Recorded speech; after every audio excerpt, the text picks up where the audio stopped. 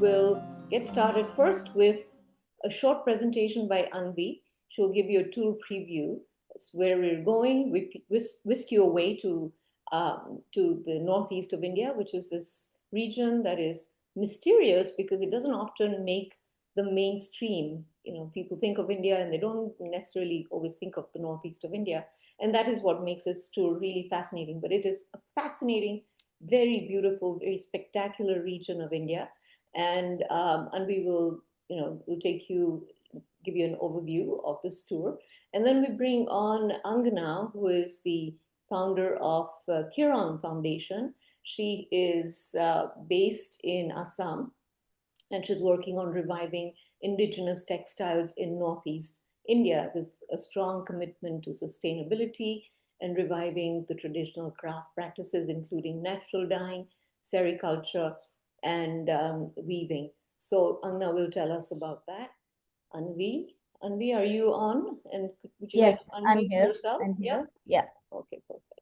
Okay, so please meet Anvi Shah. Many of you have met her. Anvi Shah is a fiber artist and maker from Pune, India, who specializes in the design and creation of beaded structures as well as embellished and embroidered surfaces. She graduated from the Savannah College of Art and Design. She's also certified in haute couture embroidery from École des Sages in Paris. With a keen interest in craft and textiles, Anvi headed a research and revival project to preserve the dwindling craft of beadwork in Kutch, Gujarat. That's where many of you know Anvi from because she's been taking our Gujarat tours and doing a fabulous job, as you know. And from developing a curriculum to effectively communicating design principles to traditional craftspeople to walking them through the process of setting up a successful business. She has dedicated her efforts to uplifting craftswomen and establishing new projects within existing traditions. She's also always on the go. I can tell you how hard it is to pin Anvi down. A number of times we kind of figure out that she's on the go is because we get an alert on our IP. She's changed her IP address again. And so, that's how I know. I'm keeping track on you, Anvi, more than you want. Sorry about that. No, that's all right. That's what feeds your creative practice, and that's wonderful that Yeah. you're such a dynamic young person on the go. So welcome to Anvi. Good morning, everyone. Well, good afternoon, everyone. It's so nice to see you all, and thank you for taking the time out of your day to be here. I'm really excited to introduce this tour to all of you that takes you through 3 states in northeastern India. It is definitely a less explored part of the country. There's a lot of people from the rest of the nation who haven't even explored this area. So it's really great to be able to share this with you all. And of course, we have Angana Bordoloi, who runs the beautiful Kiran Foundation, who will be talking to us after that. So just before she jumps on to talk to you all, I'm going to take you through a little bit of what the tour is all about and give you an overview of that. And then we continue with the talk today. I'm just going to take a moment to share my screen. Is my screen visible? Okay, great. So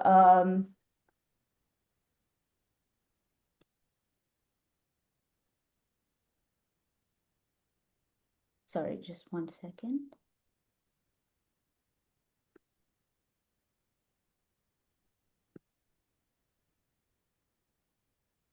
There we go. So, glimpses of the Northeast is what I really like to call this tour because there's so much that we can dive into in different parts of it. My interest in the Northeast was actually peaked many, many years ago. My grandmother and her sisters are all dancers trained in Manipuri dance. And my grandmother also has a Padma Shri, which is the president's honor given to her for her study in dance, in Manipuri dance. And she has students from really all over the Northeast, from Assam, from Meghalaya, from Nagaland. And so I've been hearing stories from the Northeast for as long as I can remember. And then a few years ago, I began traveling there and exploring different parts of the region and kind of familiarizing myself with the area, with the people, with the culture. And I have to say, I've had the absolute best time doing that, and I hope to continue doing more. But I'm excited to take you all on this journey with me as well. So our tour dates are from November 29th to December 16th of Sorry, 2026. Anvi, can I just Sorry. interrupt for one Yes, second? yes. Are you maximized on your screen? Because what I'm seeing is quite small. Oh, I seem to be, but let me try again. I'll stop sharing and give it another shot. It's taking up maybe a quarter of the screen in Okay. the center, but I'm not sure. Maybe Um, maybe maximize, or maybe that's just the way the the layout is. how about now? It's Is that any still, better? yes. Well, somebody says that it looks okay on my screen, so it might be just my settings. Yeah, okay. I'm gonna get out of your way and let you Okay. carry on. If a couple of people could help me, can you see the whole screen, or is it Yeah. too small for everyone else too? Oh, you know what? Small? Oh, I see. You can, okay, it's me. Sorry about that. I just expanded. You can expand, obviously. You can use your fingers, the pinch and expand. Okay, please carry on. Forget I said that. Okay. Is everyone else okay? I think so. Chat is disabled. Yeah. You need to enable the chat. Chat is disabled. Yeah. Chat settings. Okay. Show chat previews. I don't see. Uh, huh. Sorry. I'll work on that Okay. while Anvi starts carries on. Okay. Okay. I hope that's better now, easier to see. Um, So I'll continue on then. So yeah, just a little bit of what I explained to you about why I love the Northeast so much. And this document that I am showing you right now is also available on the EYHO Tours website under our tour overview. So you can absolutely access this there as well. To share a map of where we will be traveling to. So we will be starting the tour in Guwahati in Assam, which is right here all the way to the left. And we'll be spending 2 nights in Guwahati to explore a sericulture farm, weaving traditions there, and the local market, and of course the cuisine. From Guwahati, we will be heading on to Shillong, which is in the state of Meghalaya. Meghalaya is one of the rainiest places on earth. It gets the highest recorded rainfall in the world and is just one of the most beautiful places. It is also known for these extensive systems called root bridges that are built to cross over rivers and different bodies of water. So that is also something that we will be exploring in Shillong, along with things like a beekeeping experience. We will be tasting local wines and cheeses. So there's really a lot to look forward to in Meghalaya. And from Meghalaya, we drive back into Assam and further east and north to Balipara, where we will be exploring the tea gardens of Assam that I'm sure a lot of you that are well acquainted with teas have heard the name Assam and have probably tasted teas from there. So we will be tasting different kinds of teas while we're there, and we will be also exploring the Nameri Bird Sanctuary, which is a fabulous experience where you are able to walk in the national park with forest guards along with us, and we'll be able to hopefully see a lot of wildlife like the hornbills that the region is known for, along with several other birds and elephants and lots of different animals to explore in Nameri. So we will be in the area for 2 nights before we head on to the Kaziranga National Park, which is known for the one-horned rhinoceros. So we'll be doing a couple of safaris in Kaziranga National Park. We will be visiting villages and a lot of different weavers that are weaving the traditional fabric, one of the traditional fabrics in Assam called the gamusa. Following that, we head to Nagaland, where we will be spending 1 night in Dimapur, and we will have a local cooking experience. We will be visiting a small museum and also have a weaving workshop before we move on to Kohima. Now, Kohima is where we will be staying while we visit the Hornbill Festival, which is just an absolute treat. We will be at the festival for 2 days, and the Hornbill Festival is run by the government, where a lot of parts of Nagaland are very difficult to access because of roads, because of how the distances are, and extreme winding road journeys as well. So, to kind of celebrate the differences in the different traditional indigenous communities in Nagaland, the government set up the Hornbill Festival, where all of these indigenous communities come to one place to celebrate their culture and traditions.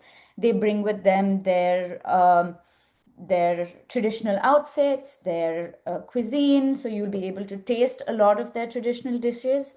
And each community has their own pavilion that you'll be able to go to and interact with people from each place. So you'll be able to experience their crafts and their culture all in one place at this festival.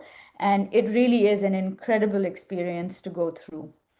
Following our 3 nights in Kohima, we spend 1 night in Konoma, which is a green village, and we'll be staying at a local homestay there. So it'll be a glimpse into home life, family life, and the workings of a smaller village.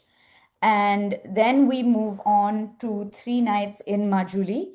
And Majuli is a river island in the Brahmaputra River. It's one of the largest inhabited river islands.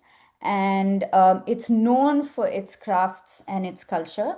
And our speaker today, Angana, has her foundation based in Majuli. So we'll be ending our tour in Majuli and then come back to Jorhat, from where people can fly out or continue their onward journey. This is just a little bit more about the Hornbill Festival that I told you about. That'll be kind of a highlight on this tour, and well, one of the many highlights, but definitely a big one. And I'm very excited to be sharing this entire experience with you. Just in case people were wondering, I will go back to what the tour really includes. We have tried to provide 3 and 4 star accommodations wherever possible. Of course, in some cases, we're accessing very remote areas where we make sure that we have a comfortable homestay or local accommodation for people.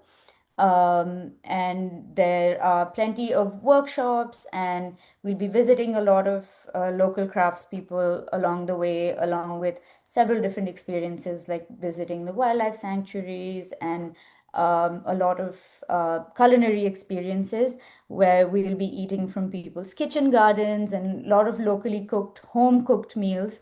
So I'm really looking forward to sharing all of this with you all.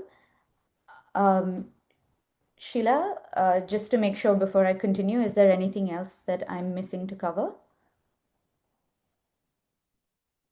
No, I think you've covered everything for a quick overview right now. We'll go Great. back into the tour after Angana's presentation. I just want to say that the photographs that Anvi has, she's not sharing right now because we don't make this very long, are absolutely spectacular. The region is is untouristed. It's lush. There's a huge river that runs through it, and it's fascinating. The diversity, the anthropological diversity, the fauna, the flora, the cuisines, crafts, everything. So I'll kind of get off now, and I'll bring Angana on.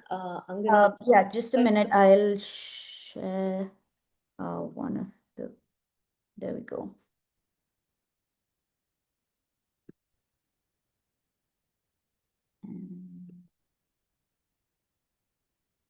All right, I hope you can all see this.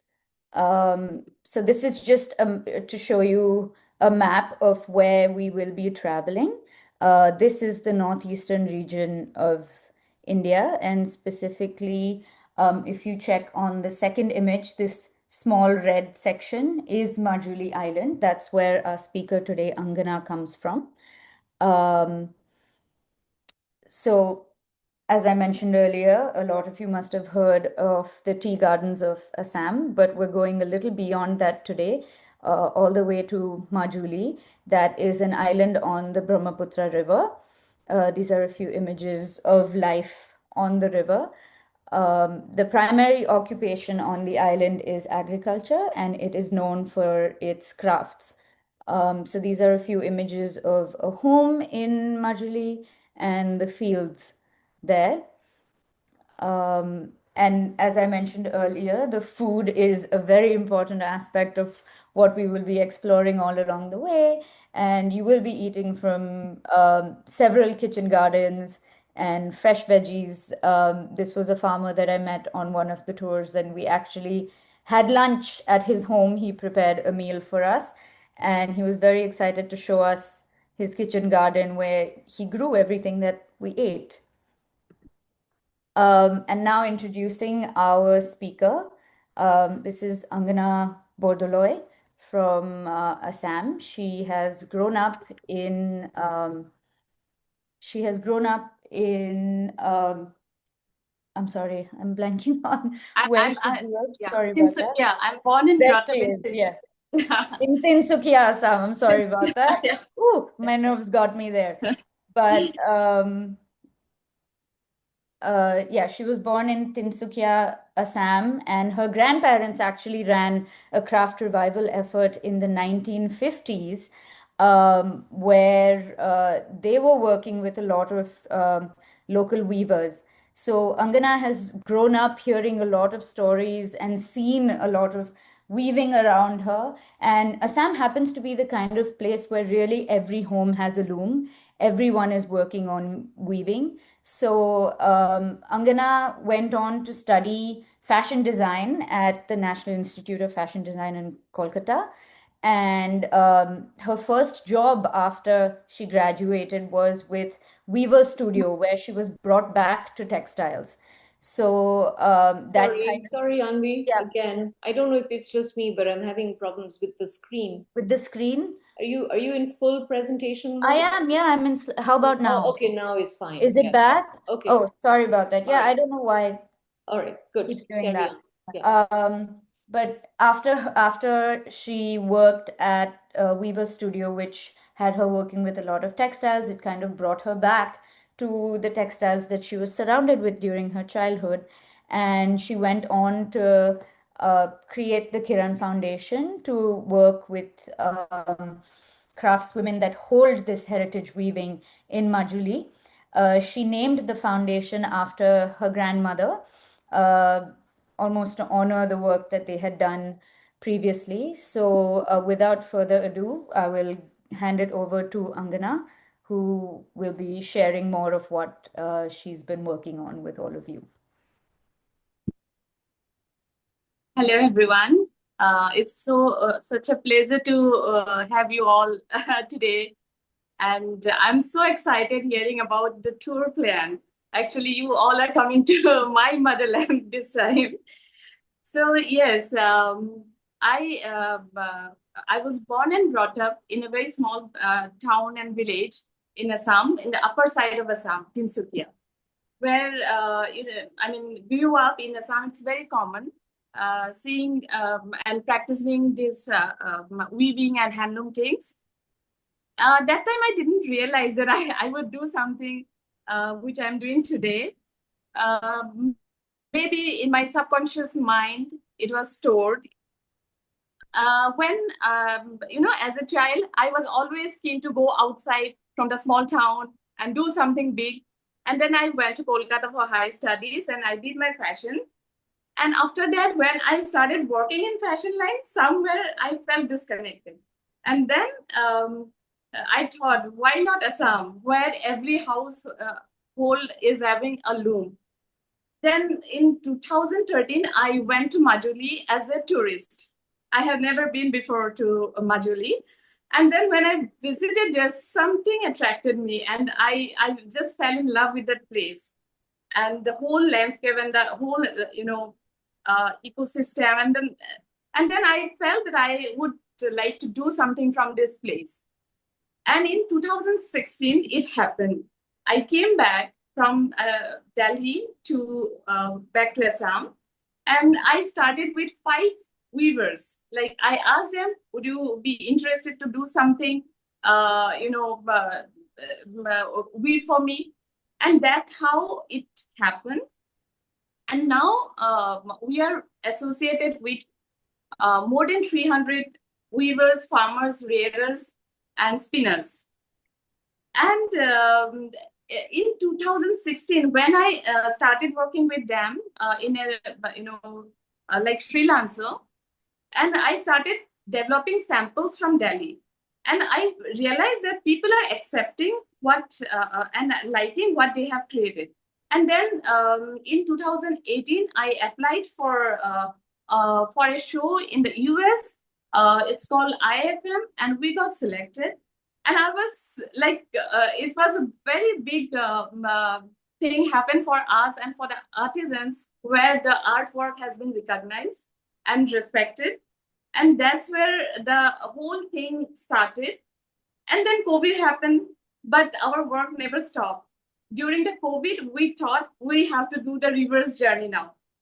Then we started the farming thing with the farmers for the sericulture part. And for that, like we don't have to depend on the yarns for any other suppliers.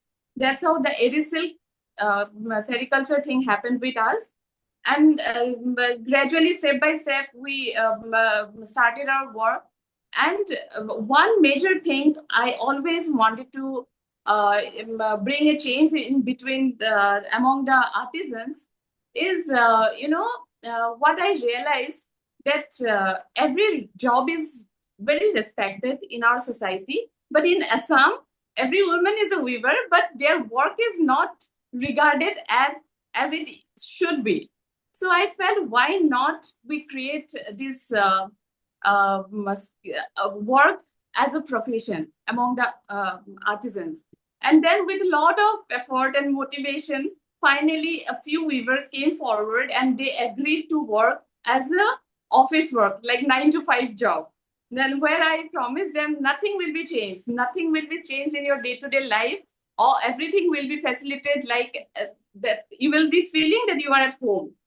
Now, I'm so glad that 5 master artists are working at Kiran Foundation as a sample creator, like artist creator.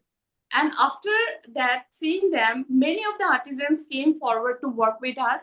And we are connected more than 80 artisans at the same time working from home who cannot come to the office. And this is also not possible to accommodate like 80 artisans in one place.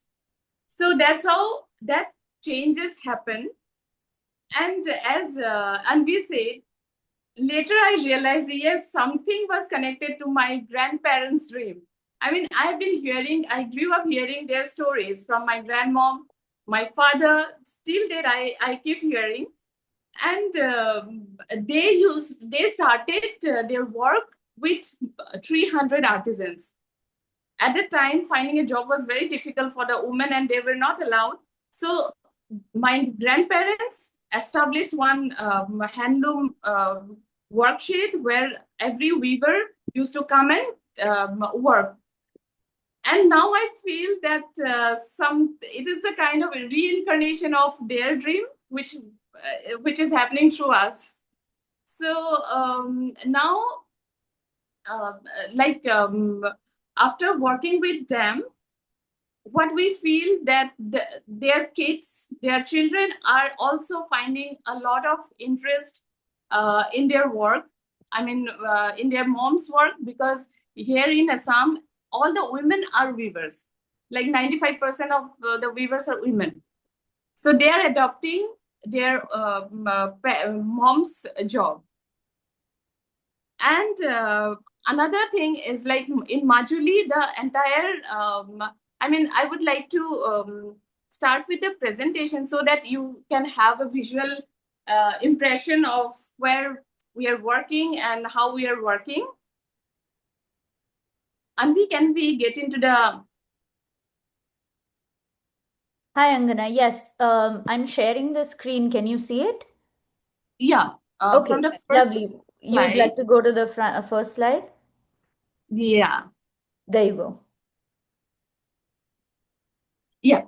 So I'm beginning with the presentation with a very beautiful landscape that comes in the winter season. Probably you are coming during the winter. Majuli looks completely yellow with the mustard fields. And as we can go to the second slide. And this is a very contrast picture. As you see in the left picture, where a person is fishing, and the other picture is taken during the flood season, because it's an island and flood happens every year. It's a common thing in the island. So yeah, we can go to the next slide. So as I said, in 2016 when I began, and during COVID, we started this castor farming. Castor is the primary food for the airy silkworms, and airy, that name derives from the name Era, and in Assamese, Era is called castor leaves are called Era, so that's how it is named airy. We can go to the next slide. This is Caseru farming, which is again a primary food for the airy caterpillars, but it takes a bit longer time to grow, and it lasts longer. Castor doesn't last longer, but Caseru is a permanent source of food for the airy. Yeah, we can go to the next. So this is the process of silk rearing. In the extreme left, we can see the baby caterpillars just hatched from the eggs. It's like 3-4 days old. And in the middle picture, it is matured caterpillars. We can, identify from the color of their skins. Like yellows are the matured one who are ready to spin their cocoon. And on the right extreme, we can see the cocoon, and we can identify the male and female from their sizes. So the bigger one is the female and the smaller one is the male. We can go to the next slide. So airy has many breeds, almost 26 breeds. Red airy is one of the very rarest breed, which is found in the Bodoland area of Assam. So in the middle picture, we can see the moth is out of the cocoon. And that is why we call this silk as non-violent silk. We let the moth to complete the life cycle and go out of its cocoon naturally. And after that, we process these cocoons for spinning the yarns. And we can go to the next. So this is the traditional spinning process, where the yarn, you can see the filaments on the top of the stick, and then the filaments are twisted by hands, and that's how we make the yarns. In the next extreme left, this is the filament, silk filament, and these are the hand spun, spindle spun air silk yarn. We can go to the next. So in the process, we always try to maintain all the natural process as well as the resources. So for dyeing the yarns, we always follow the natural process and the resources. Here in the picture, we are showing the annatto, in the middle picture, annatto seeds and rosalie, and we are getting the light maroonish color in the dye. You can go to the next. Yeah, another picture of color variation. To get the green color, we are dyeing with the turmeric, indigo with the turmeric. Next. In the next step, we are sun drying the dyed yarns. Next. These are some of the colors we get from the nature. Like the red color, maroon color, we get it from black. The green, we get it from indigo and turmeric. And the black one from the iron. There are many colors, many shades we get. Always keep on trying and experimenting with colors. Next. Starching is also a very important part of weaving, where the women are seeing boiling the yarns with the rice starch and washing and then sun drying. It helps to strengthen the yarns during the weaving process.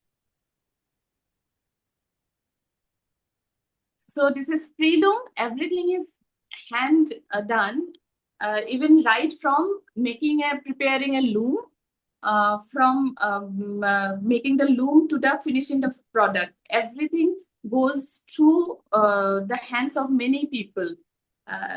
So we can see the women are preparing the loom for weaving. Next. Again on the pre-loom process.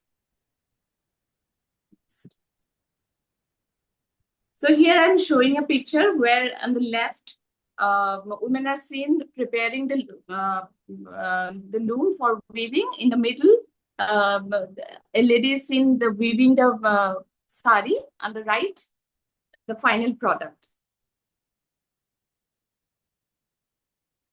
So here you can see one of the very oldest and very rare kind of textile, which is known as gadu or mirizim, a hand-woven blanket, which is found only among the Miri Mishing community and Adi community from Arunachal Pradesh. So this year only one of our master artisan has received national award for this particular textile. So it takes almost 3 months time to go with the process and weave and get the final product. And it is weave using the natural cotton, which we source from either Nagaland or Meghalaya. So in the first picture, what we experimented with, that same hand-woven blanket, we tried to do natural dye. And in the middle picture, there is a very special textile which is called gero in the community. And only the married women can wear this particular textile. So it's by seeing that textile, one can identify whether a lady is married or not. From the traditional, we diverse it to a little bit modern kaftan using the same kind of material, eri silk, which is naturally dyed in indigo and turmeric. So this is a kaftan. Next, so here we are making a wall art for architect designer. So it is a contemporary design, which is taken from the traditional and a mix of contemporary designs using many colors, and all the materials are artisan. Here, another very rare kind of textile art piece, which is almost lost in the community. In the early age, there were no graph papers. So the weavers used to use this, art piece as a design dialect. So, as you know, in the process, what happens? We use cotton fiber and bamboo strips so that it lasts for very long period. And for the coming generations, they can see the designs and they can learn from this graph. I would not say graph paper, but this design palette. So it is kind of extinct kind of artwork right now, and we are trying to revive this thing. And I mean, only a few artisans know how to make this art piece in Majuli now. So some of the product pictures. So here you can see the traditional motifs of, from the community. It is a artwork of bird. So where we use a combination of birds to make one, one bird, confluence of bird. So yeah, we can go to the next slide. Here are some of the product pictures of cushions. In the middle one, we can see, so the concept came from our artisans. Like in the middle, you can see the Brahmaputra is flowing. On the top, a boatman, fisherman is, they're depicting the fisherman. And in the below, where the picture is not clear, there's a fish. So the idea of a regular person's life in Majuli is, is been weaved in the cushion. The next picture, yeah. It's again a cushion cover designed by our weaver. She's our master weaver. Next.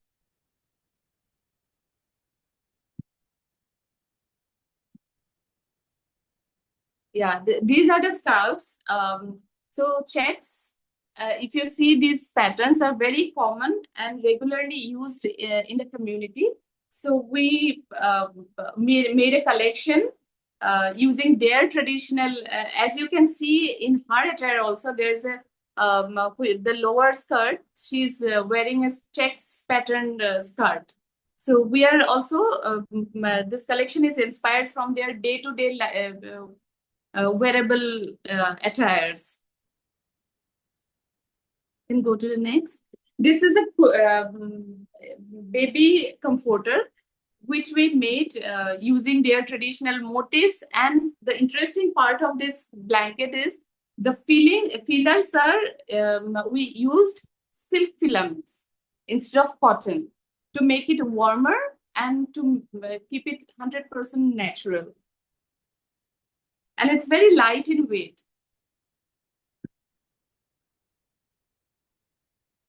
Here I'm closing this presentation with another beautiful landscape of Majuli Island. So yes, thank you so much for listening. Thank you so much, Angana. I am going to make you talk just a little bit more. Could you please tell us a little bit about the communities that the women come from that you work with? Yeah, the community's name is Mission Community, which is the oldest and the indigenous community of Assam. So two communities are considered to be the oldest communities. One is Boro community, another is Mission community. So we initiated our work with the Mission community, which is in Majuli. 90% of the tribal community is Mishing. Lovely. Thank you so much. And thank you for sharing all of your wonderful work and the processes that you all follow at the Kiran Foundation. It has really been a pleasure to have you, and we look forward to seeing you soon. Thank you, Thank you. Angana. That was Thank you so much. fantastic. I've got my eye on a few of those designs that you put up on your slide already. So, Anvi, I'm going to give you a shopping list. Thank you so much. That is like, it's fantastic. I went a few years ago and there was time to repeat this tour, and I was so pleased that Anvi has taken this in her wheelhouse. So thank you very much. Yeah. Once you visit, you will have this, practical experience. I mean, you can, hands-on experience with the weaving, spinning, and you can, see the farms, how the farmers are working, and also, this natural dye, how we are working. A lot of experience, actually. And that's the reason I moved from Delhi to Assam. Yes, no, it's spectacular, this whole area of India. So thank you very much, Angana, and we'll let you get back. I think it's quite late in Thank Guwahati you. right now. So thank you very much. So Thank you so much. yeah, we're going to flip over back again to Anvi, and Anvi we have a little bit more time left, but we'll just kind of quickly let you also know that we're obviously we're running this tour, and this is a tour launch. We've already had advanced registrations open on this tour, and we're down to the last 4 spots, I think 4 or 5 spots now. So if you are interested in coming to a very different part of India, wrapping up your year with something very different, then don't delay.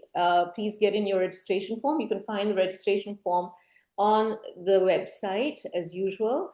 And are there any questions for Anvi? Let's take questions now. Let's take questions for either Angana or me, whoever has I any. think there was a question about what is the start and end point?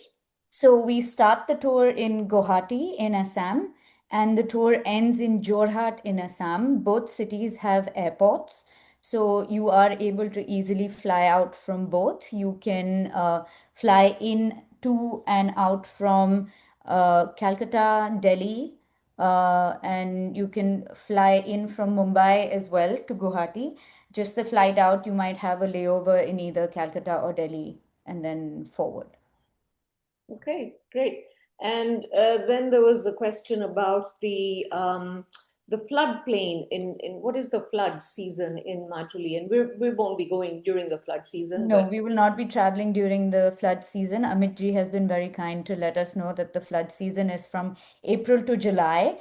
And that is actually what is so fascinating about this island. If you remember the image that I shared of the home on stilts, Angana shared a very similar picture of the stilts completely submerged in water and the locals traveling around by boat. So that's what flood season looks like. And the river really does change what the island looks like every year. And that's just something the local community has adapted to and what they live with. So you really get a different island every time you visit. Great. Yeah, okay. And let's see, any other questions? Yeah. So is there a registration form that can be downloaded? Yes, Marilyn, if you go on, I'm just going to put down the website here. If you go to the website, which is www.eyhotours.com, and go under tours, go to Northeast India, and the registration form is on the web. Thank you. Yeah, thank you, Jayashri. My sister's on the tour, on the call as well. I'm trying to entice both my sisters to go on this tour because it's such a different part of India, and I love it. It's like one of the best parts of India, honestly, and it's undiscovered. That's the best part. Even people in India, haven't. They'll say, "Oh, where are you going?" And it's very special. So let's see if there's any more questions. We are going to wrap up soon. Let's see what Jennifer, is there a single supplement? Yes, so you can request a roommate. We'll always do our best to match you. We have a matching process where we send you a questionnaire. and then you would write back and we kind of tend to match you. So we should be able to find your roommate. Should be a problem. There is a single supplement, unfortunately, because when you have your own room, it adds that little extra for the room. So please do write to us if you need a single supplement. The sooner you get started, obviously, the better. Yeah. I'm not sure. I'm trying to extend this meeting, and it keeps it's saying that it's going to kick us out soon. So if you have questions, please write to me. I think I did read one of How many is people on the is this the only part where eri silk is used? It is not. Eri silk is used in Assam, Nagaland, and Meghalaya predominantly, but it is also you see it come up in a few places in West Bengal, Orissa, Bihar, and even Andhra.